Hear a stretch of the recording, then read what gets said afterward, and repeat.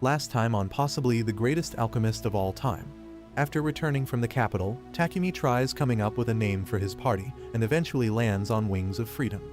One night, his mansion gets infiltrated by criminals who take the girl hostage and spread paralyzing gas around. Luckily, as they were immune to poison, Takumi and Keed beat the robbers and set the girls free. Takumi reports this to the guild, but Barak fears it was a much more serious matter.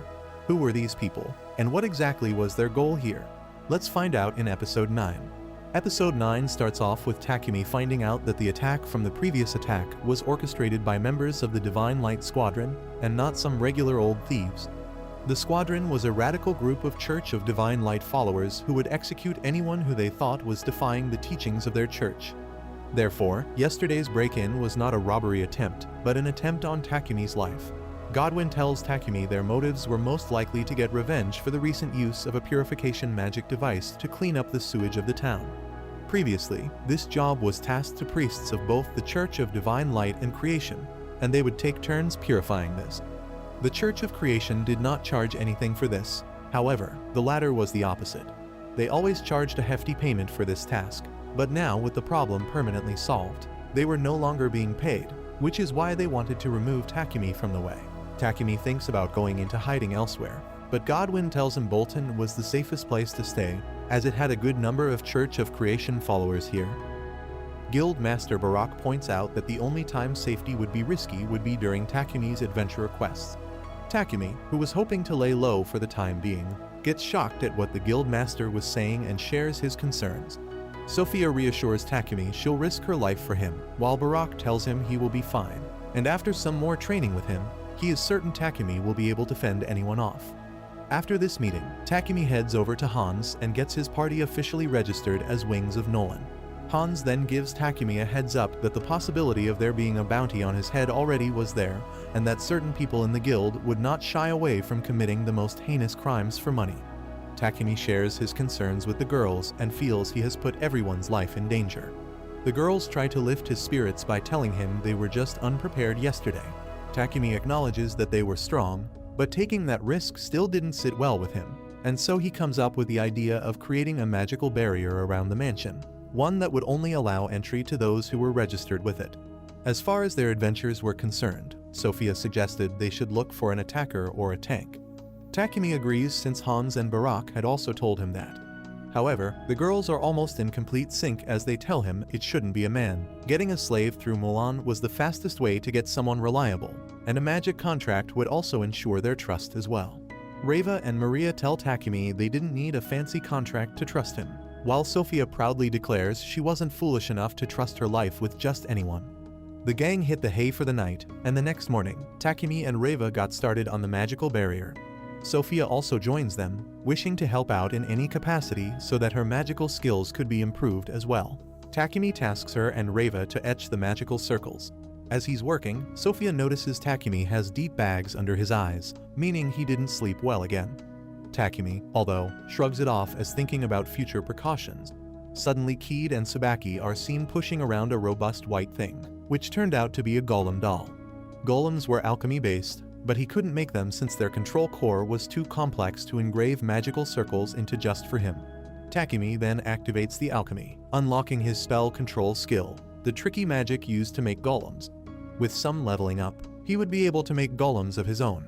Meanwhile, in the Kingdom of Sidonia, the king finds out about the failure of the Divine Light Squadron, and is surprised to learn that they weren't even given the opportunity to kill themselves before being captured, suggesting the enemy was that capable.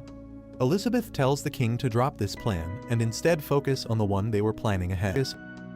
The man in charge of this operation tells him while they weren't able to activate the magical circle, they did, however, analyze the information in the ruins, which would allow them to cast the summoning in a couple of months' time once they have enough mana.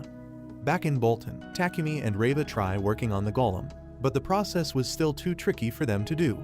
Keed, observing this, asks Takumi if he would even be able to tame one once he has it, which stirs up Takumi's curiosity, and he finds Sophia to ask her about wild golems.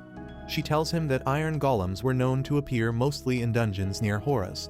Takumi gets excited about the likelihood of him getting his very own golem being high and tells Sophia to head for the dungeons right away.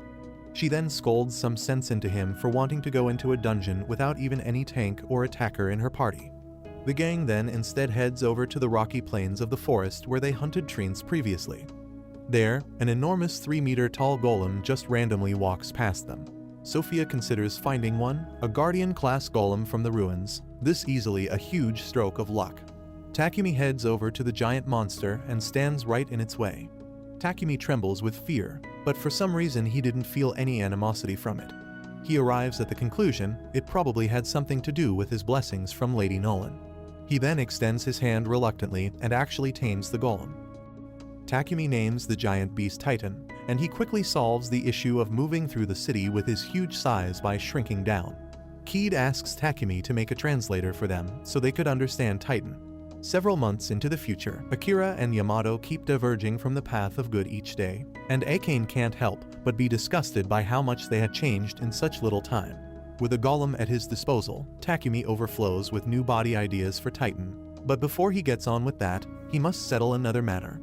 In light of the recent threat, Takumi decides to dissolve the girls' contracts to keep them away from danger. Reva and Sophia, of course, show resistance, but Takumi doesn't budge. Maria points her sword at him, telling him he'd have to force her to dissolve the contract. She frantically asks him why he always puts them over him and does not trust them to be capable of fighting alongside him despite calling them wings of Nolan.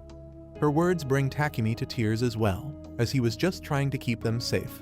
He asks them if they would still stay with him, and of course they all comply. Takumi then unveils the Titan's new body alongside his new voice. Made up of adamantite and mithril, Takumi stands proud of his creation. He then reveals Titan's larger body, which can assimilate with the smaller one, with the end result being an epic, lustrous robot golem. While watching over Takumi, Nolan gets news from her assistant that signs of Anat's existence had appeared.